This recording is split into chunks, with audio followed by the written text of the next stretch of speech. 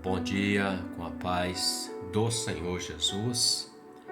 Atos dos Apóstolos, capítulo de número 2, verso 1 em diante, declara assim: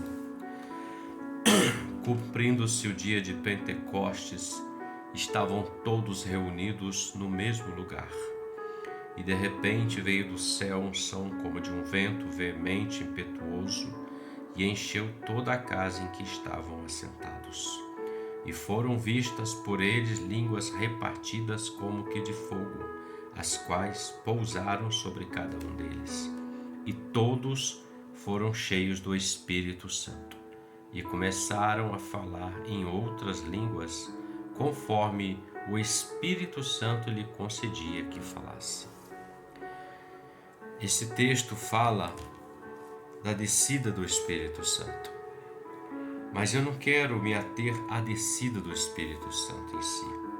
Eu quero falar sobre uma outra ótica ao qual o Senhor me permitiu, me revelou pelo Espírito. O texto diz que, cumprindo-se o dia de Pentecostes, estavam todos reunidos no mesmo lugar. O verso 1 começa dizendo assim: todos reunidos no mesmo lugar e cumprindo-se o dia de Pentecostes. Era o último dia da festa de Pentecostes, ou também chamado Festa da Colheita. E todos, cerca de 120 almas, estavam reunidos no mesmo lugar. O que eles estavam fazendo ali? Estavam esperando o cumprimento de uma promessa. Uma promessa que Jesus disse: fiquem em Jerusalém, até que do alto sejais revestidos de poder e serão minhas testemunhas em Jerusalém, Judeia, Samaria e confins da terra. E eles estavam em obediência, aguardando o cumprimento da promessa. Quando eu olho para esse texto, eu vejo o seguinte: quando nós estamos em obediência, debaixo daquilo que o Senhor disse que vai fazer em nossa vida e através de nós, quando nós aguardamos o cumprimento do dia de Pentecostes, que tipifica o dia da promessa, nós vamos receber a promessa do Senhor. Não era um dia qualquer, não era um dia comum, era o dia do cumprimento da promessa do Senhor. Jesus falou isso para mais de pessoas do que ele, cerca de 500 pessoas que ele viu. Mas apenas cerca de 120 estavam nesse dia aqui perseverando. E o texto diz que nessa perseverança deles, eles foram cheios do Espírito Santo. Nessa perseverança deles, eles receberam a promessa do Senhor. Eles receberam o cumprimento. Muitas pessoas ouvem a promessa de Deus, ouvem a palavra do Senhor, que Deus vai fazer, Deus vai agir.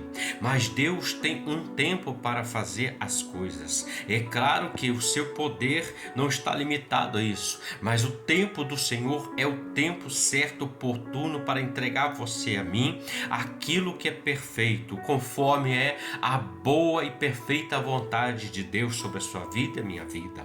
E quando nós esperamos o tempo certo, nós vamos colher o fruto certo, no sabor certo, no dia certo, na hora certa, na data certa, no tempo devido.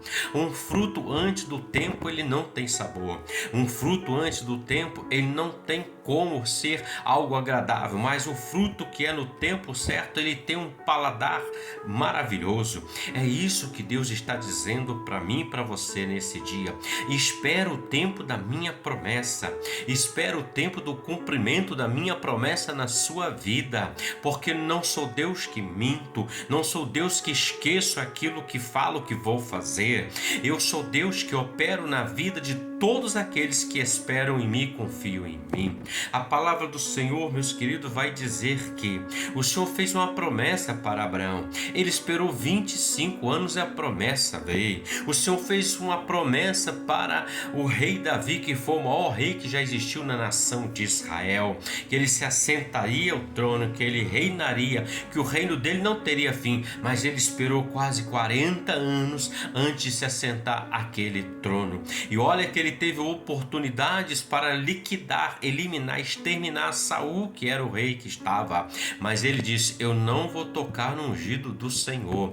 Deus me constituiu, é Deus que vai me colocar lá. Eu não preciso dar uma mão para Deus. Tanto você quanto eu não precisamos ajudar Deus para o cumprimento da promessa. A única forma de você e eu podermos ajudar a Deus no cumprimento é ficar esperando em obediência o cumprimento dessa promessa. Porque quando ela vier, assim como eles, você ficará cheio da presença de Deus. Você ficará cheio de alegria, a felicidade, o gozo extremo estará sobre a sua vida. Por quê?